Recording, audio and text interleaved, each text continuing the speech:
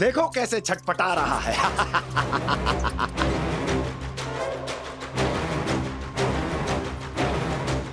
अपने प्राणों को बचाने के लिए कितना व्याकुल है, कैसे इस जाल से मुक्त होने के लिए तड़प रहा है।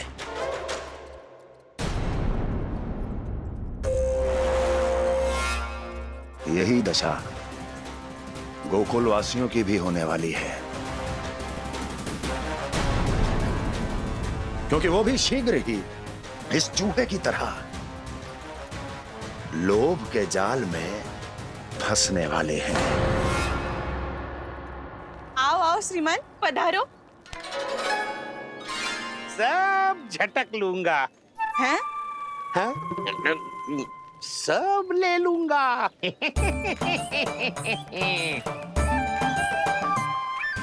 देखो श्रीमान, पूरे गोकुल में मुझसे अधिक स्वादिष्ट माखन किसी के पास ना होगो। अब अच्छे गुणवत्ता की वस्तु सस्ती थोड़ी ना होगी। किंतु व्यापारी परमानंद सस्ती वस्तुएं लेता भी नहीं है।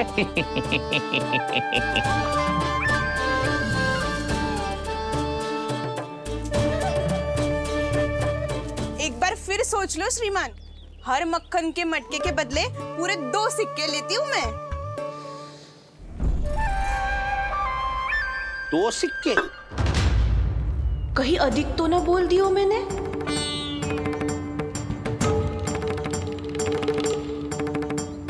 पर आप मेरे यहाँ पहली बार आए हो ना, तो हर 2 मटके पे 1 सिक्का कम कर दूंगी।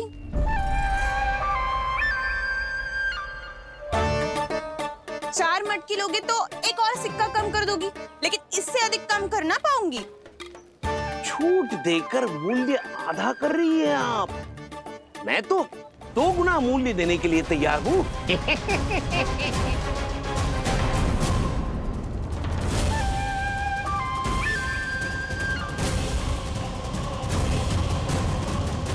दो गुना मूल्य?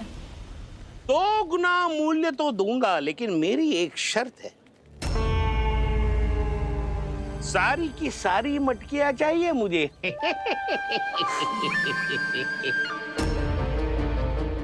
सब तो भाव कम कराते हैं, ये तो बढ़ा रही है।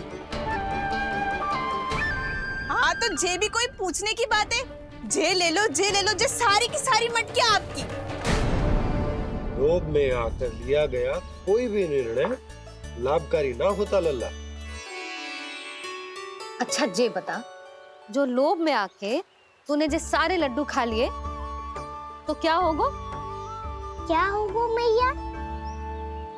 पेट दुखेगा लल्ला।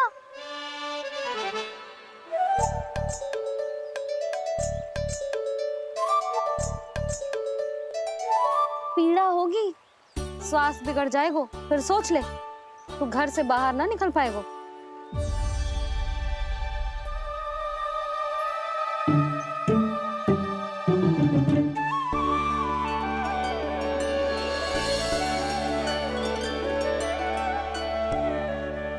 ये नारायण, लोग तो सच्ची में बहुत भयंकर है। इससे तो बच के ही रहना पड़ेगा। पर बचा कैसे जाए?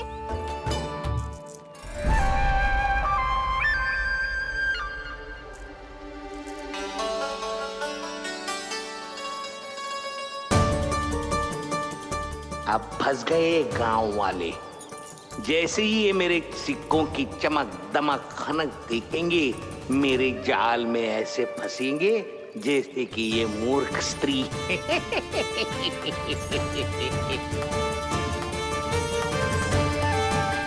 ये लीजिए, सामान्य मूल्य से 2 गुना मूल्य।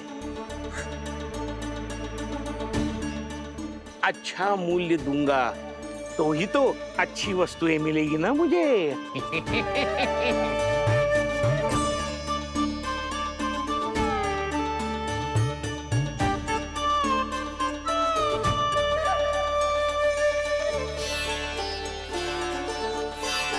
भाइयों, मैं मथुरा का सीधा साधा व्यापारी परमानंद हूँ। मेरी मिठाइयाँ विदेशों के अनेक राज्यों में बेची जाती है। इसलिए मुझे सदैव सर्वोत्तम दूध के उत्पादों की आवश्यकता होती है। तो जैसे ही मुझे पता चला कि गोकुल में दूध के सर्वोत्तम उत्पाद मिलते हैं, मैं यहाँ चला आया। अब जिसे भी मेरी तरह धन अर्जित करना हो, उज्जवल भविष्य बनाना हो, वो मेरे साथ व्यापार कर सकता है। बस आपको मुझे एक वचन देना होगा। अपने आराध्य नारायण का नाम लेके प्रण करना होगा कि आज के बाद आप अपना सारा दूध, दही, मक्खन, घी मुझे और केवल मुझे ही देंगे।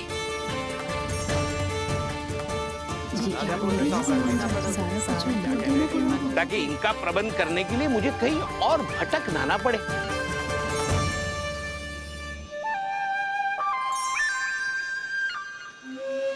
जो एक बार लोभ के जाल में फंस गया, वो फिर कभी बाहर नहीं आ सकता। अधिक से अधिक और अधिक और अधिक पाने के लोभ में अपना सब कुछ खो बैठता है।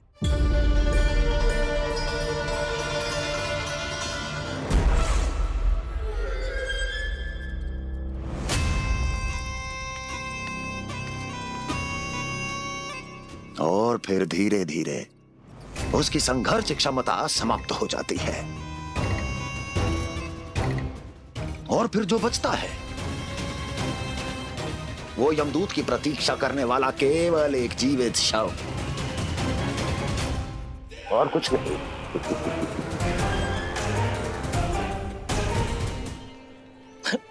आपको अभी निर्णय लेने की कोई आवश्यकता नहीं है। मैं परसों सूर्यास्त के समय एक बार फिर आऊंगा, तब आप अपना निर्णय मुझे बता दीजिए। किंतु मेरे साथ व्यापार करने पर क्या होगा, इसकी मैं झांकी दिखाऊंगा आपको। आज आप सभी इस हाट में जो लेकर आए हो, वो सब लेकर जाऊंगा मैं, वो भी दुगना मूल्य देकर।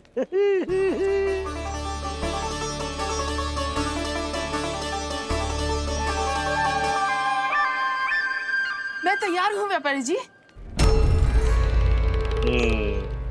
तू खड़ी खड़ी मुँह क्या देख रही है? चल सारी मटकियाँ लेके आ। हाँ भैया।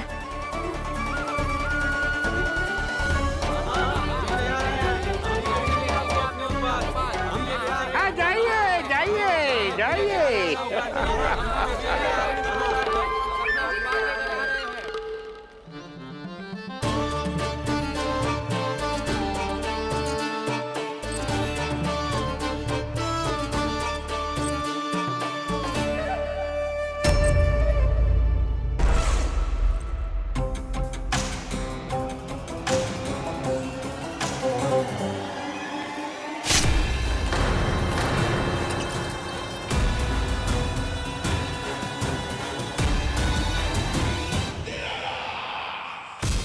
बस इसी तरह जब गोकुल के वासी थक हार कर मेरे चरणों में गिर जाएंगे, क्षमा मांगेंगे, गिड़गिड़ाएंगे, दया की गुहार लगाएंगे,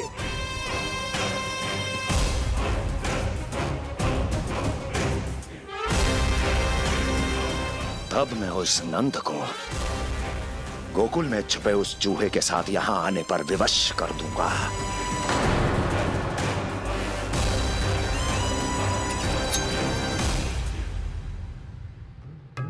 इसे तो मैंने प्राण दान दे दिया, उसे नहीं दूंगा। अरे वचन जो दिया है तुम्हें कि सबसे पहले मैं तुम्हारी इन आंखों के सामने उसके प्राण लूंगा और फिर तुम्हारे।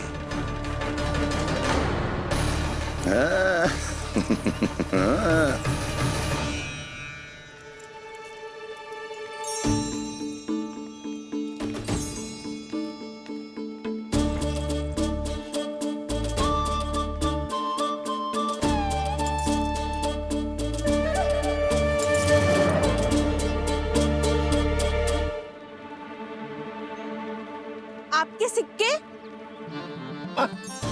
अब कौन उतरे, कौन झुके, कौन उठाए, रहने दीजिए। ऐसा समझेंगे धरती माता को दान दे दिया। चलो भाई चलो।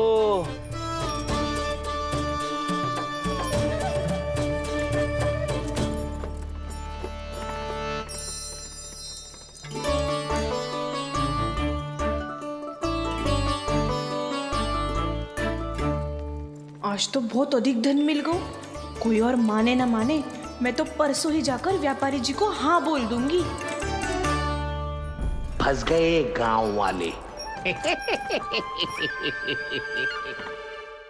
बोलो ना आप दोनों, लोभ वाले राक्षस से कैसे बचा जा सकता है?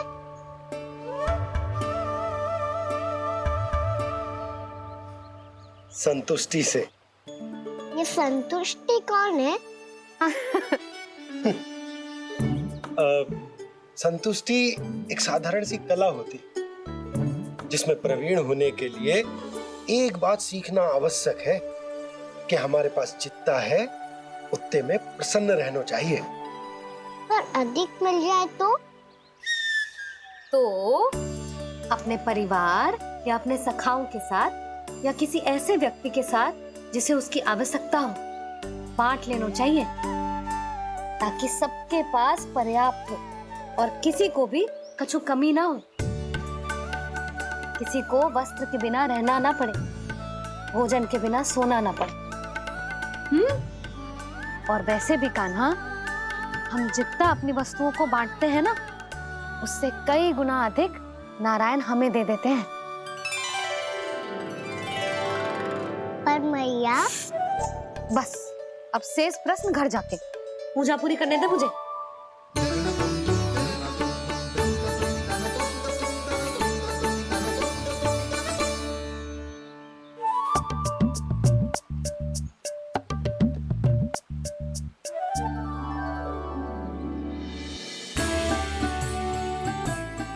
मैया ने भोग चढ़ाने तक ठहरने को कही थी, अब तो चढ़ गो भोग।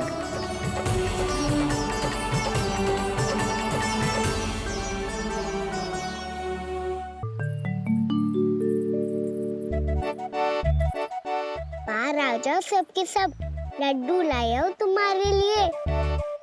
हम तो तुझे भाव करके भयभीत करने वाले थे।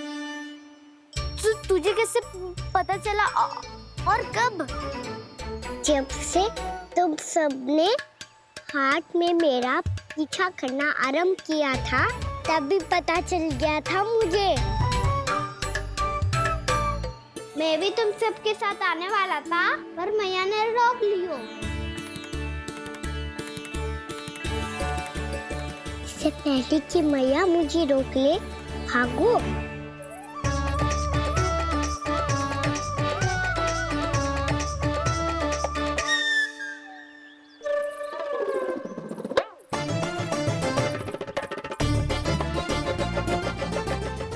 भागो और लड्डू भी ले गो।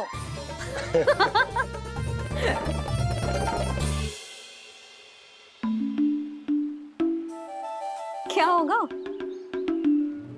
फिर लड्डू लुप्त हो गए, लल्ला लुप्त हो गए, परंतु तुम्हारा घबराया हुआ स्वर अभी तक 10 दिशाओं में ना गूंजो। आप तो ऐसे कह रहे हो जैसे मैं सदैव घबरा के आसमान सर पे उठा लेती हूँ। मेरा जे अर्थ ना है सुधा। ना ना, मुझे पता है, मैं लल्ला को लेके अधिक चिंतित हो जाती हूँ, पर इस समय मुझे कछु चिंता ना है, क्योंकि मुझे पता है वो लड्डू लेके सीधा कहाँ गया होगा। वहीं जहाँ पूरी टोली मिलके खेलने जाती है, जानकी के घर के पास वाले मैदान में। आ जाओ रे सबके सब, घेरा बना लो, सब लोग बैठ जाओ।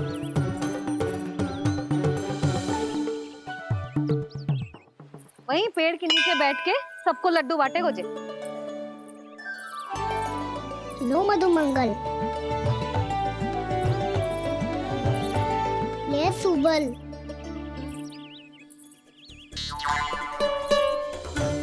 बसंता तू भी ले।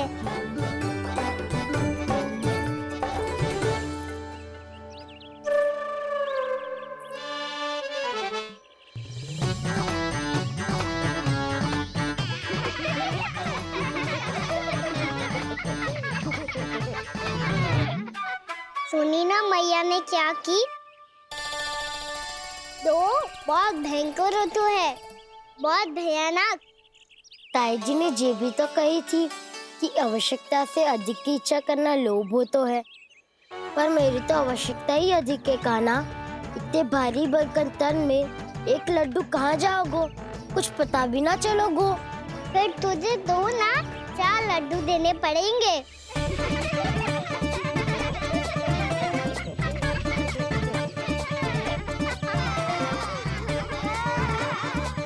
जितना उपवास करना है कर लो, पर लड्डू तो दो।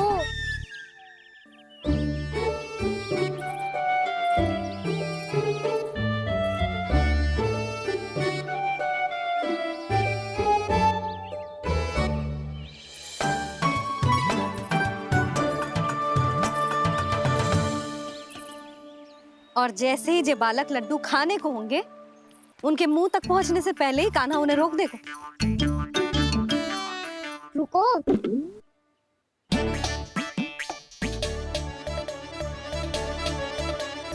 रुक क्यों दियो कान्हा? दाऊ को तो आने दो बसंता। उनके बिना कैसे खा सकते हम अकेले अकेले?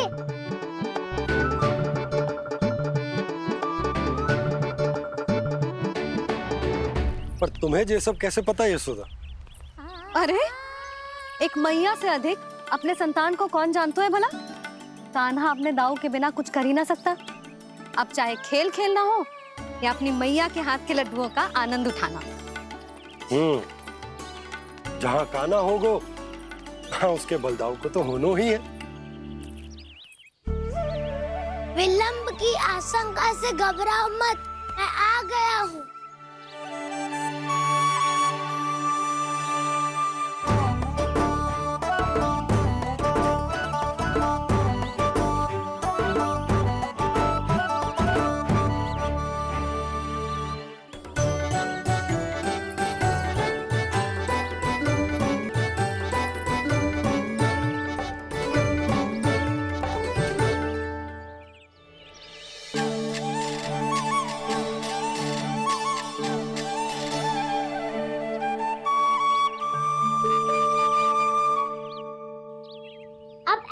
बैठे रहोगे कि कोई खेल भी खेलोगे? गिल्ली डंडा, छुपन छुपाई, ना ना पकड़ा पकड़ी, कछु नया खेल भी सुझाओ ना। मैं बताता हूँ, एकदम नया खेल है। स्वयं भगवान विश्वकर्मा जी ने इसका आविष्कार किया है और स्वप्न में आके बताया है मुझे। और इसमें ना लो आरंभ हो गया बड़बोला।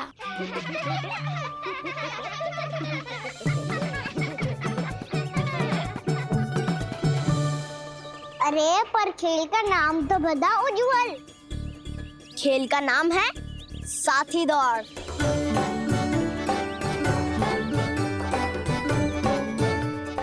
साथी दौड़?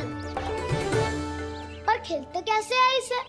बस एक साथी दूसरे साथी का पैर अपने से बांधता है और दौड़ लगाता है। तो चलो अपना अपना साथी चुनते हैं। लड्डुओं का भोज करके सब खेल में ऐसे मगन हो जाएंगे कि कोई घर आने का नाम भी ना लेगो। पर एक बार जो भूख लगी आई तो फिर देखना कैसे मैया के। क्या हुआ यशोदा, रुक क्यों गई? देखो जी भीतर।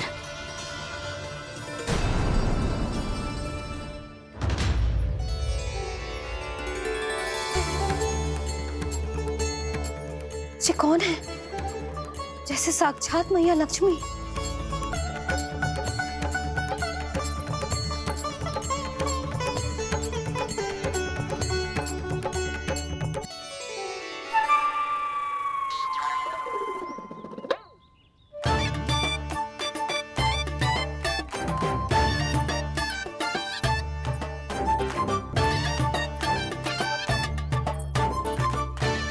सुलक्षणा,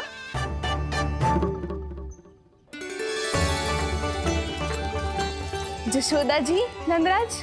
नारायण नारायण। नारायण नारायण। वो साधु महात्माओं की तरह अपना भविष्य देख रही थी। दोनों हाथों से धन बरस रहा था, स्वर्ण के सिक्कों के सागर में तैर रही थी। लग तो है दीवा स्वप्न देख रही थी।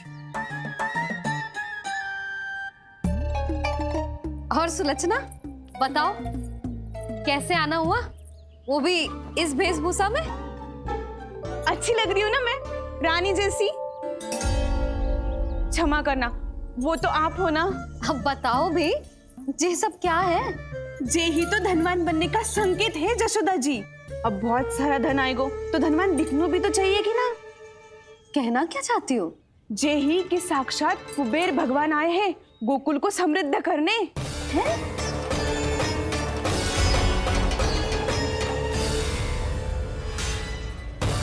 कुबेर महाराज?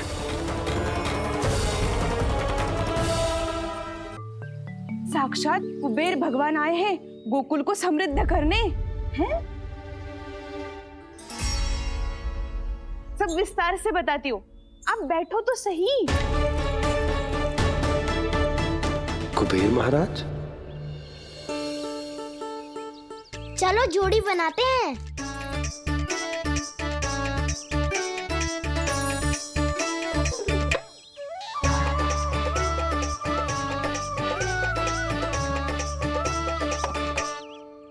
मुझे तो किसी ने ना चुनो, मैं क्या करूं? अरे सुबल, तुझे तो सबसे महत्वपूर्ण भूमिका निभानी है। जो भी उस चट्टान को छूकर तेरे पास सबसे पहले पहुंचेगा, वो जीत जाएगा।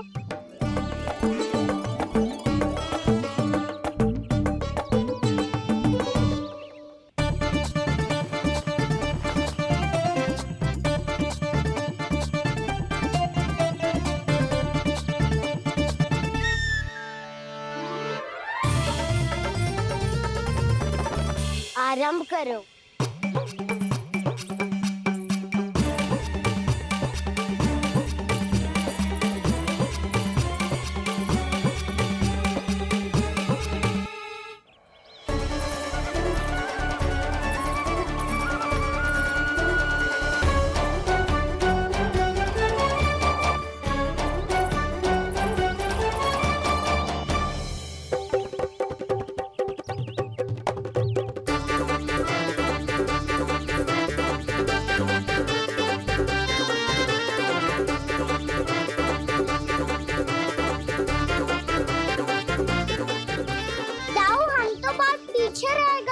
चिंता मत करो कान्हा, दौड़ के आरंभ में ही सारी शक्ति लगाने से हारने की आशंका बढ़ जाती है।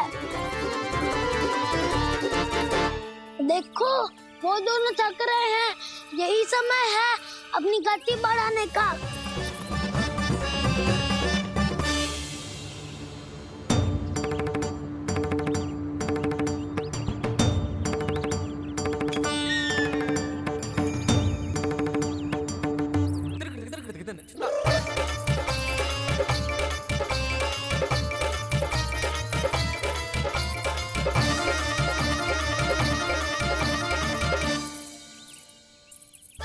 लो, हमारी जोड़ी सबसे पहले पहुंच गई। देखा मेरा बलदाव का बल।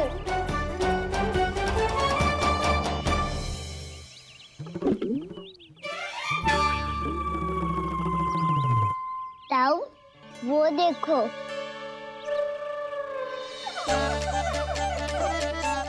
मैया,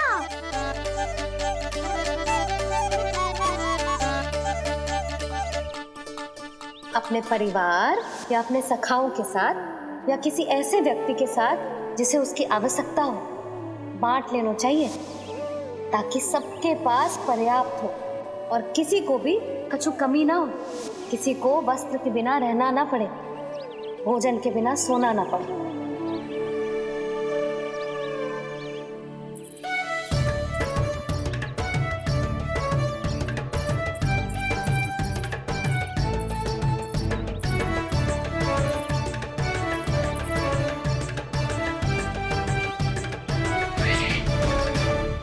लग तो है इससे भूख लगी है।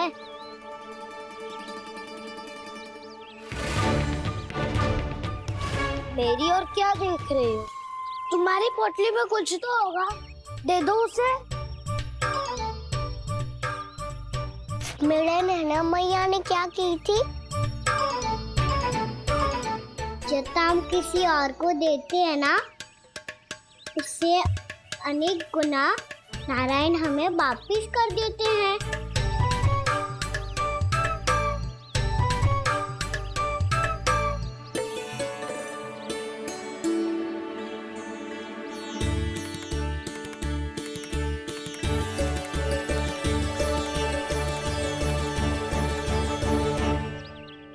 ओहो, अंतिम रोटी थी, पर वो तो मैं खा गो। अब तो बस मेरे हाथ में माखन लगा रह गो है।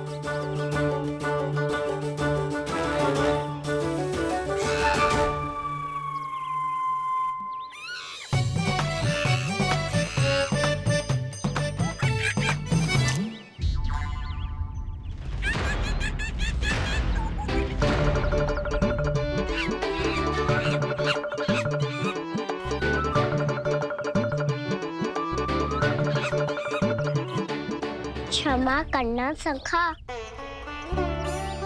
तुम्हें देने के लिए मेरे पास कुछ नहीं है। अब आप ही बताओ, कोई 2 गुना मूल्य देगो तो हम शीघ्र ही धनवान बन जाएंगे कि ना? पर कोई 2 गुना मूल्य देगो ही क्यों? हो सकता है कि उनके पास अधिक धन हो, या उनकी तिजोरी में सामान आ रहा हो, या फिर उन्हें भलाई करने का रोग हो। हमें तो आम खाने से मतलब है ना नंदराज।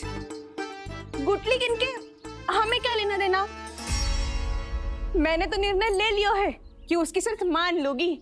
बस नारायण को साक्षी मानकर जब प्रण ही तो लेना है कि सारा का सारा दूध, घी, माखन अब से केवल उन्हीं को देना है मैंने। बस इतनी मांग रखी है उसने? हाँ, आपको विश्वास ना हो रहा हो तो गोकुल में किसी से भी पूछ लियो। 2 गुना दाम दियो है परमानंद जी ने, इसलिए तो सबके सब आनंद के सागर में गोते लगा रहे हैं।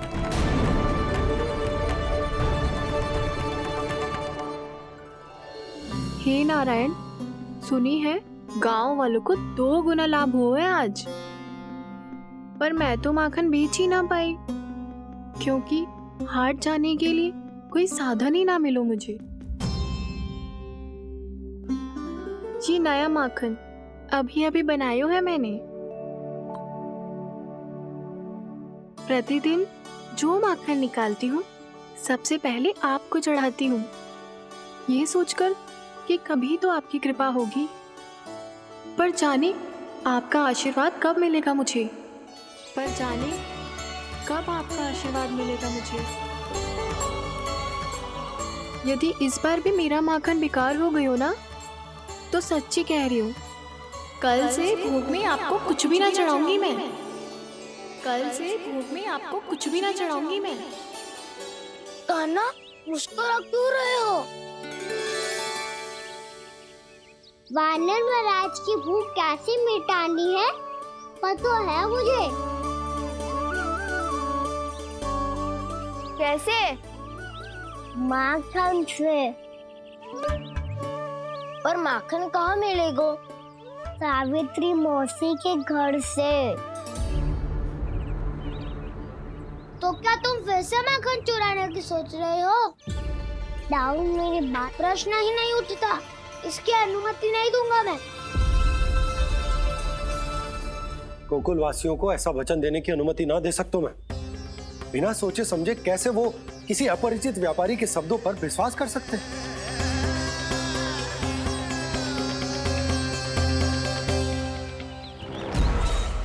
महाराज, गोकुल वासियों को अब धन के जाल जंजाल में फंसने से कोई नहीं रोक सकता। महाराज, मैं धन का ऐसा स्वाद चखा कर आया हूँ कि नंद चाहे जितना प्रयास करे, अब कोई भी गोकुल वासी उसके हित वचन सुनेगा भी नहीं। महाराज, ये बहुत गंभीर बात है, हमें सभा बुलानी होगी यशोदा। जशोदा जी, आप भी कुछ कहो ना नंदराज से। जे अधिक ही सोच रहे, इतनी चिंता करने की कोई आवश्यकता ना है। आवश्यकता तो है। वैसे तो जब कोई लोभ के जाल में फंस जाता है तो उसका बाहर निकलना असंभव है।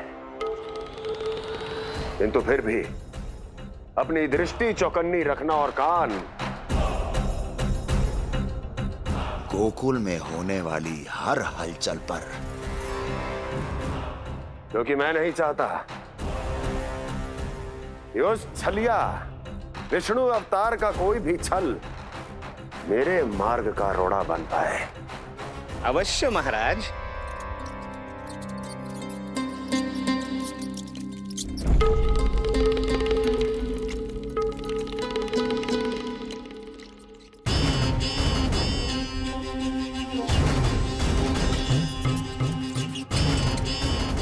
लोभ,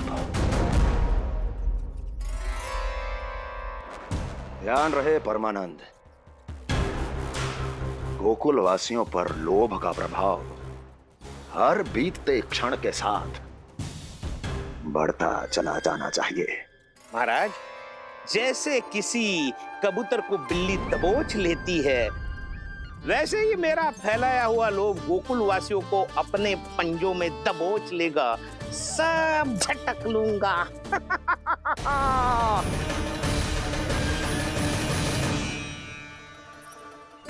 इससे पहले कि माखन पीला पड़ जाए, उसे आंच में तपाकर घी निकाल लेना चाहिए ना, तो पूरा का पूरा माखन बिगड़ जाता है।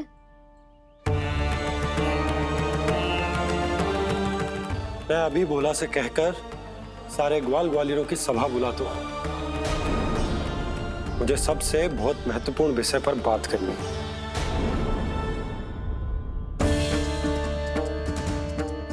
मति भ्रष्ट हो गई थी मेरी, जो यहाँ चली आई। अब कहीं ऐसा ना हो कि मेरा धनवान बनने का स्वप्न धरा का धरा रह जाए। सुलक्षणा, चिंता मत ही करो। अरे हम सबसे पहले तो वे अन्न के बारे में सोचते हैं। वे गोकुल वासियों को लोभ के फेर में कछु अनुचित ना करने देंगे। कहा ना मैंने, तुम्हें कुछ भी अनुचित करने नहीं दूंगा। दाऊ हूँ तुम्हारा। हाँ तो अनुचित बात करने देना दाऊ, पर मैं तो भलाई करना चाहता हूँ। भलाई? किसी की अनुमति या सहमति के बिना उसके यहाँ चोरी चुप के माखन खा लेना भलाई नहीं, चोरी कहलाती है।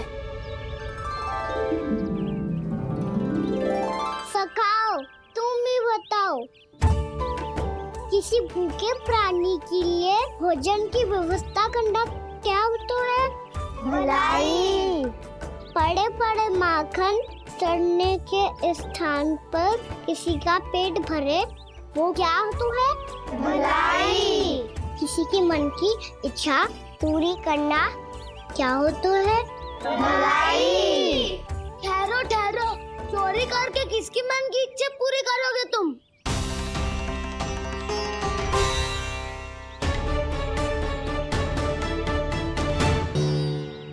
और किसकी दाऊ? स्वयं सावित्री मौसी की। वही तो चाहती है कि मैं उनके घर आऊं और ढेर सारा माखन खाऊं।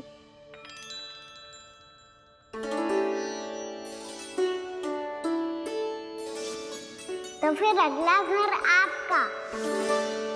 क्षण भर तो ऐसा लगो जैसे कान्हा ने मेरे मन की इच्छा सुन ली हो। वैसे कितना अच्छा हो तो यदि सुन ही ले तो। तुम्हारे कहने का अर्थ है कि सावित्री मौसी चाहती थी कि तुम उनके घर भी जाओ, जैसे जानकी के घर गए थे। ये बात तो उन्होंने मैया के सामने भी कही थी कि मैं उनके घर जाऊं। ये तो उनका सौभाग्य होएगा। किसी का सौभाग्य बिगाड़ते इतने बुरे ना है हम। ये बात तो सही कही है। मुझे भी कुछ अनुचित ना लगता है इसमें। तुम तो सत्यवादी हो मधुमंगल, तुम्हें क्या लगता है? अब बोल भी दो, वानर महाराज भूखे हैं। वानर महाराज से अधिक भूखा तो मुझे तू लग रहे है।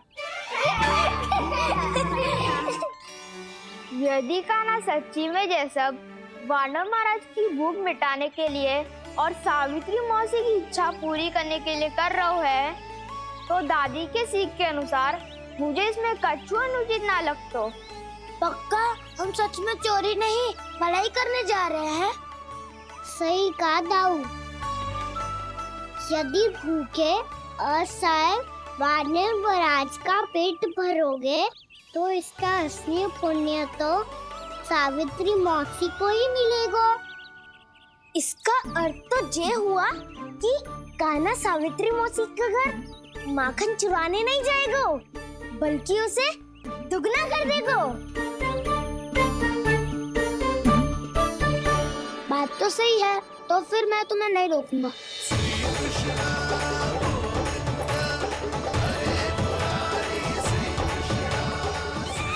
पर इस बार हम तुम्हें अकेले न जाने देंगे सखा।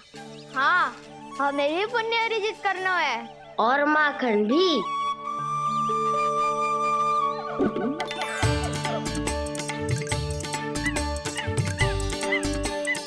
लगता है देव वानर महाराज भी हमारी टोली में सम्मिलित होना चाहते हैं।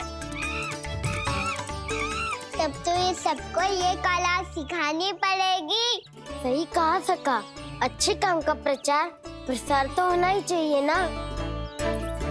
तो ठीक है, सिखा दूंगा और हमारी टोली कहलाएगी चौर्य विद्या प्रसारण टोली। और कान्हा तू बन जाइयो इसका अध्यक्ष और दाऊ बनेंगे उपाध्यक्ष। मुझे स्वीकार है। चौर्य विद्या प्रसारण टोली की जय। चौर्य विद्या प्रसारण टोली की जय। और सुनो क्या करना है और कैसे।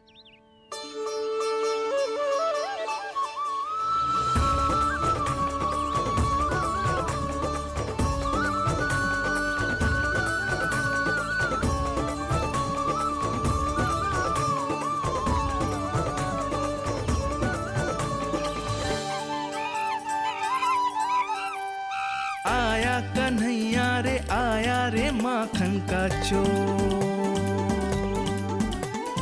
रोके रुके ना ये सरपट लगाता है दौड़। तुम सब वहाँ छुप जाओ, मैं भीतर देखता हूँ। ना ध्वनि कोई हो ना पता कुछ लगे, आए चुपके से ग्वालों की टोली। चाहे कितना बचाओ छिपाओ कहीं, सारा मक्खन ये कर जाए खाली। मुख से तो लगता है सरल ये बड़ा भीतर से चंचल ये छल से भरा है ये नटखट बड़ा चिकचोर।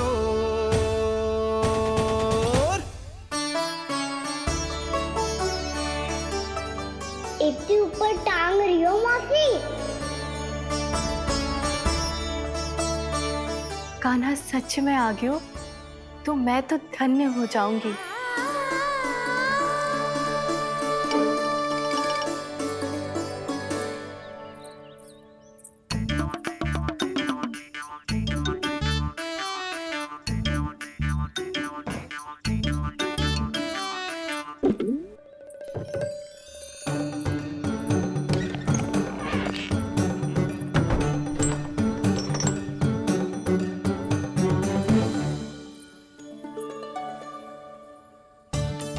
मन तो करता है सारा दूध दही माखन उसे बुलाकर अपने हाथों से खिला दूं। मुझे बुलाना भी चाहती हो और अनजाने में मेरे लिए कठिनाई भी बढ़ा रही हो। पर मेरे यहाँ क्यों आएगा कान्हा? इससे अच्छा तो यही होगा कि कल माखन बेचने के लिए कहीं से सकट का प्रबंध कर लूं।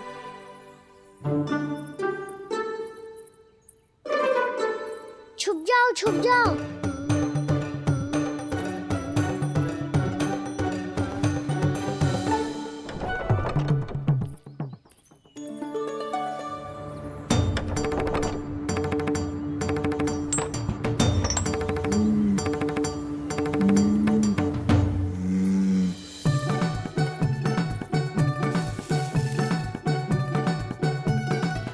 वैसे भी वो ठहरा राजकुमार, एक साधारण गोपी के यहाँ का माखन काहे खाएगो।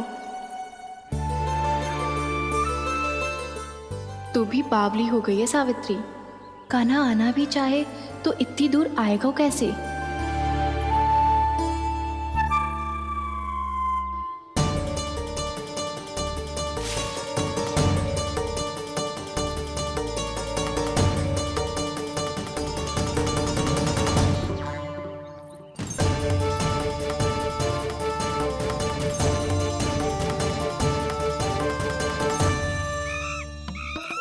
ओ मैया,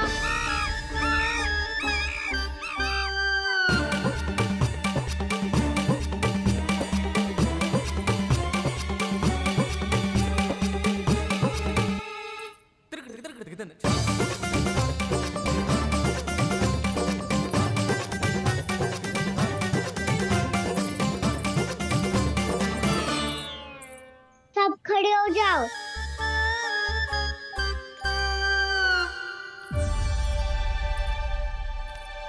सच्ची मैं भी कितनी बावली हो गई हूँ ना।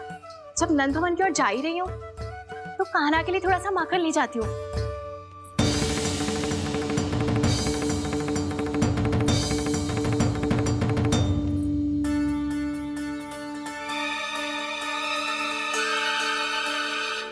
कान्हा, यहाँ ये मेरा स्वप्न है या फिर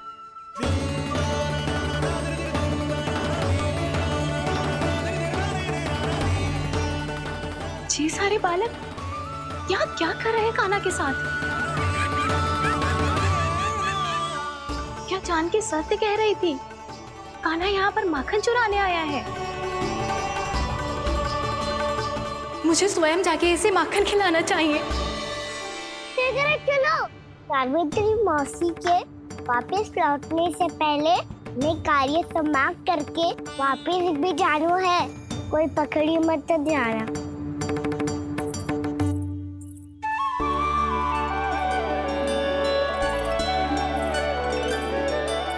ये मुझे देख के भागो तो ना ना, ये जो कर रहा है, जैसे कर रहा है, मुझे करने देना चाहिए।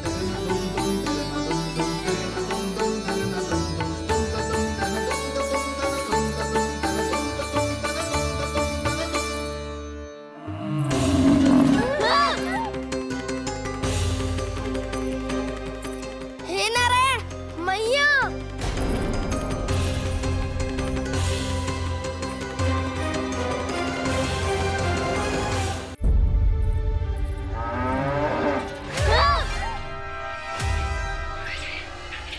हे नारायण मैया, तुम सब डर क्यों गए? कोई भी तो नहीं है यहाँ। पर वो तो है, सावित्री मासी का रक्षक बलदार।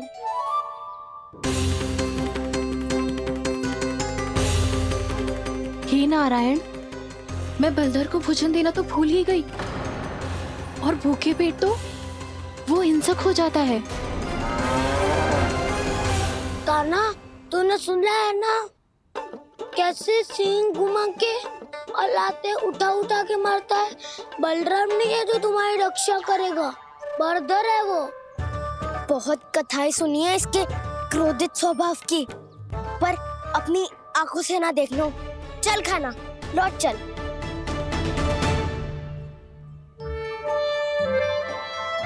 रुक जाओ, चिंता की आवश्यकता ना है। हम पे क्रोध ना करेगो ये।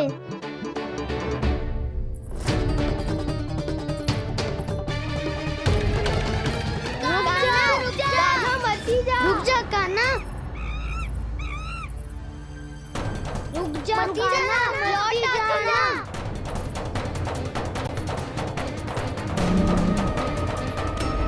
देखो कैसे स्वागत करो है।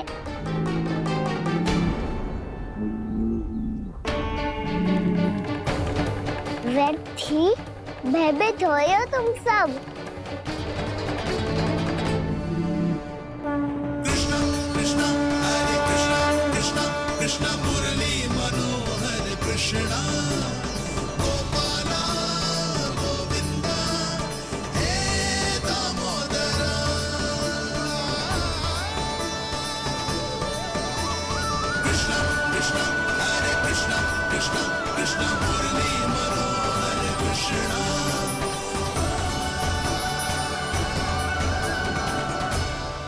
बालकृष्ण ने छुआ तो एक साधारण बैल को है माँ, पर उनके स्पर्श का अनुभव मुझे हुआ है।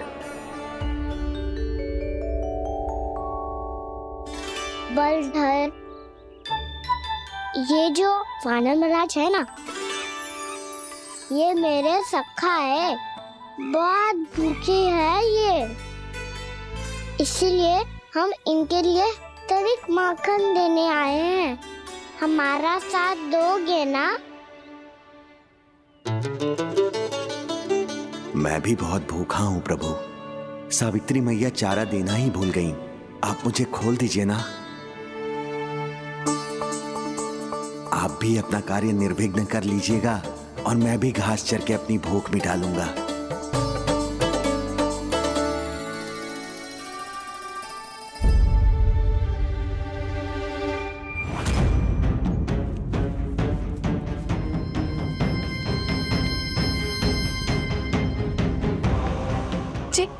क्या कर रहे हो जी? काना पावला हो गया हो क्या? मती कोल काना, जे सीधा हमारी ओर आएगो और अपनी सींगों से उड़ा के चला जाएगो।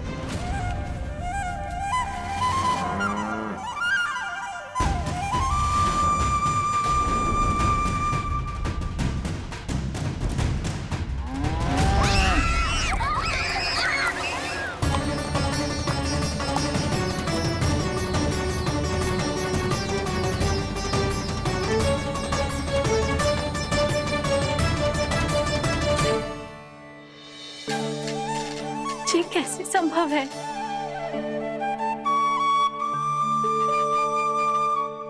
अब खड़े खड़े देखते ही रहोगे? भीतर चलना है कि ना? तूने तो बलधर को भी अपनी टोली में मिला लियो का ना? भैया कहती है मैं बात विशेष हूँ, तो अब विशेषता दिखानी तो पड़ेगी। चौर्य विद्या प्रसारण टोली का अध्यक्ष हूँ मैं। चौर्य विद्या प्रसारण टोली? चौर्य विद्या प्रसारण अर्थात चोरी की विद्या का विस्तार करना। प्रभु, ये बालकृष्ण कैसी सीख दे रहे अपने सखाओं को? द्वार तो बंद है, भीतर प्रवेश करने का कोई उपाय तो खोजना पड़ेगा। सच्ची में मति भ्रष्ट हो गई है मेरी। अब अंदर कैसे जाएगा काना? कहीं वापस ना चला जाए। मिल गो उपाय काना।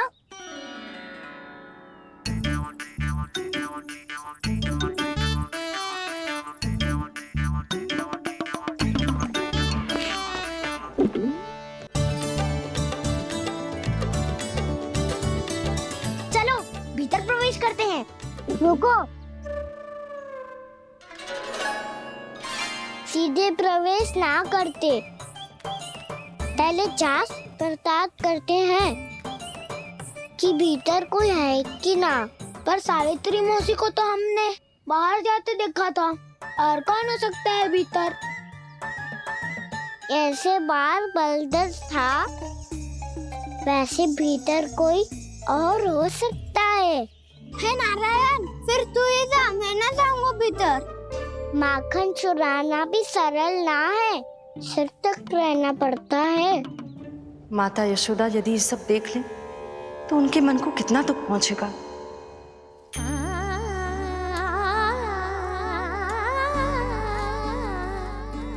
ऐसे जो ठीक ना है लल्ला।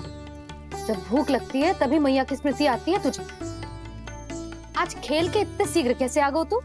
देख लल्ला, मैया तेरे लिए क्या बना रही है।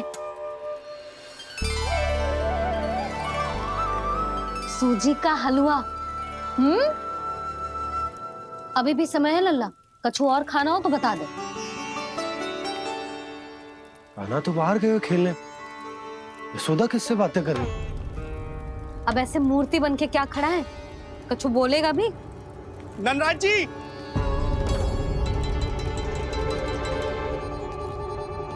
नंदराज जी, लगभग सभी को सभा की सूचना दे दी है, और जो तनिक दूर रहते हैं उनके बंसी गए हुए है सूचना देने के लिए। और उपनंद भैया आपकी चौपाल में प्रतीक्षा कर रहे हैं। चलो। देख लल्ला, अभी क्षण भर पहले तो पीछे ही खड़ा था, कहाँ चला गया? देख लल्ला जी, लुक्का छिपी खेलने का समय ना है। चल मिलके नारायण को प्रसाद चढ़ाते हैं। कान्हा, कहाँ चला गया?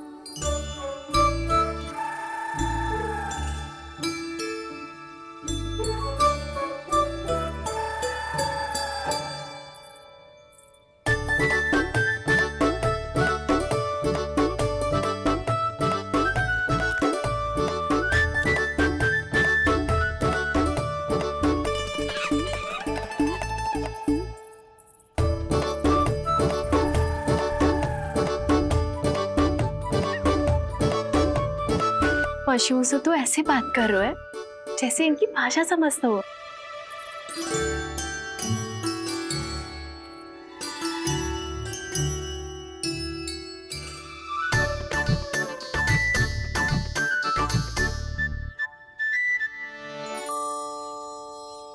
लग तो है यही रखा है सारा का सारा माखन।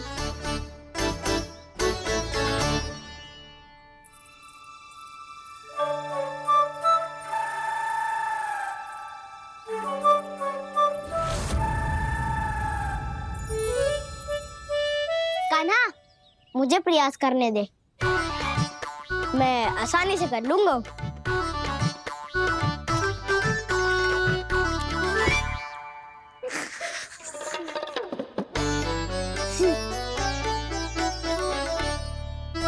सावित्री के घर की कुंडी इतनी आसानी से नहीं खुलेगी लल्ला।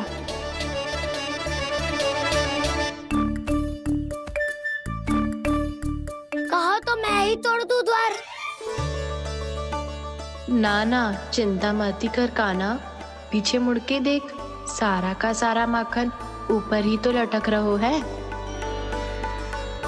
कोई लाभ ना हो तो दाऊ, माखन तो वो रो।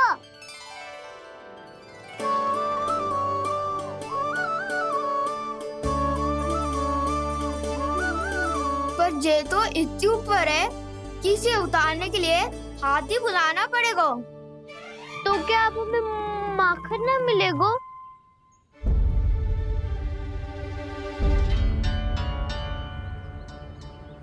मुझे क्या पता था कान्हा कि तू सच्ची में आने वालो है।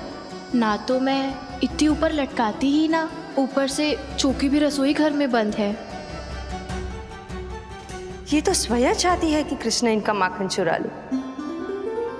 अविश्वसनीय है ये। यही तो लीला है देवी, लीलाधर श्री बाल कृष्ण की लीला, श्री बाल कृष्ण की लीला। कोई उपाय ना है कान्हा? इतनी पर्वत जितनी ऊंचाई पर तो चढ़ ना सकते हम। चढ़ सकते हैं सखा, यदि हम ही पर्वत बन जाए तो कुछ भी कर सकते हैं। इतनी चतुराई कहाँ से लायो है जे?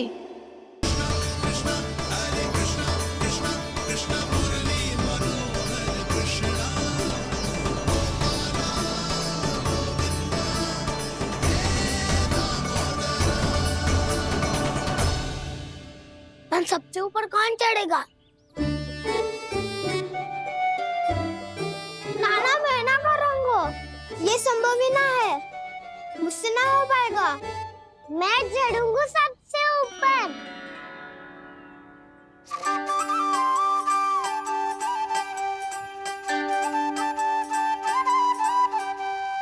आया कन्हैया रे, आया रे माखन का चोर। न ध्वनि कोई हो, न पता कुछ लगे, आए चुपके से ग्वालों की टोली। चाहे कितना बचाओ छिपाओ कहीं, सारा मक्खन ये कर जाए खाली। मुख से तो लगता है सरल ये बड़ा, भीतर से चंचल ये छल से भरा है ये नटखट बड़ा चिच्चोर।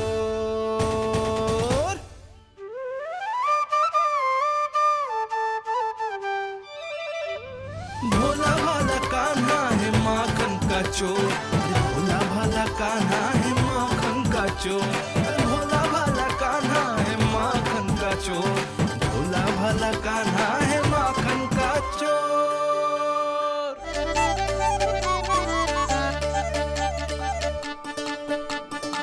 कान्हा की योजना सफल हुई, माखन मिल गयो। तैयार हो सब? हाँ। तो लो फिर। अब खाएगो जे मेरा माखन।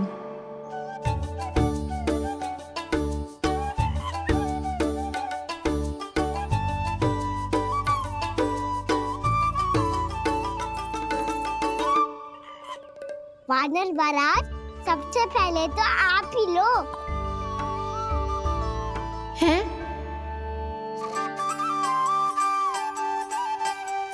जिसकी जीभ अधिक लपलपाए वही सबसे पहले माखन खाए।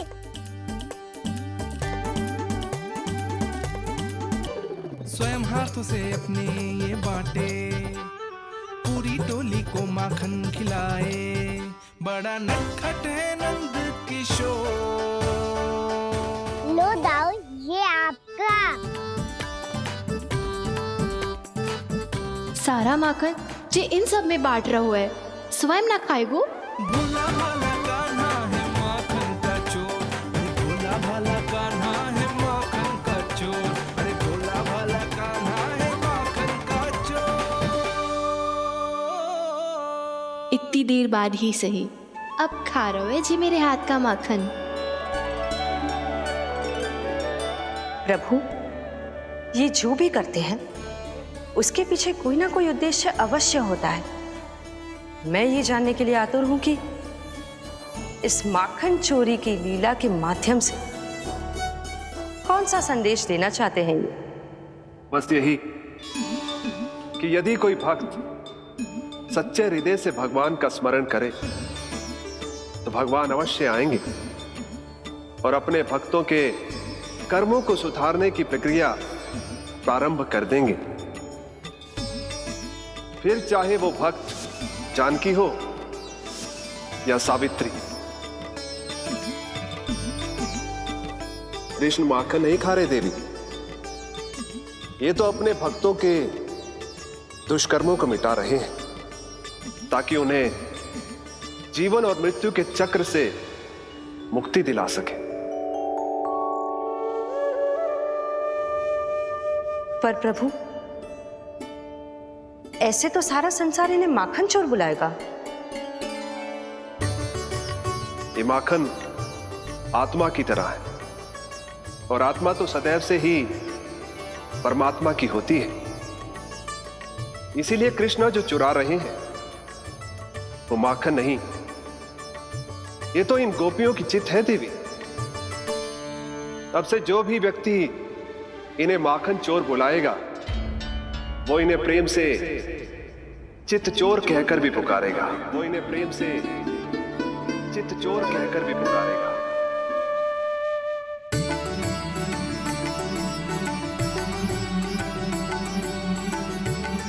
सही कहा आपने प्रभु, चित्त चोर तो है ये। इन्होंने केवल गोपियों का नहीं, अपनी मैया का भी चित्त चुराया है। कान्हा, देख लल्ला, अब सामने आ जा। लल्ला,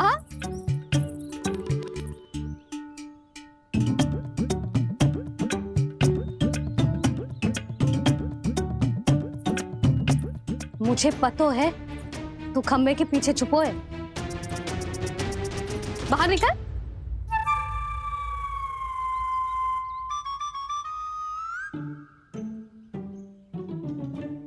मैया,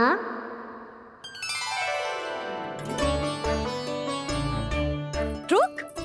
लल्ला,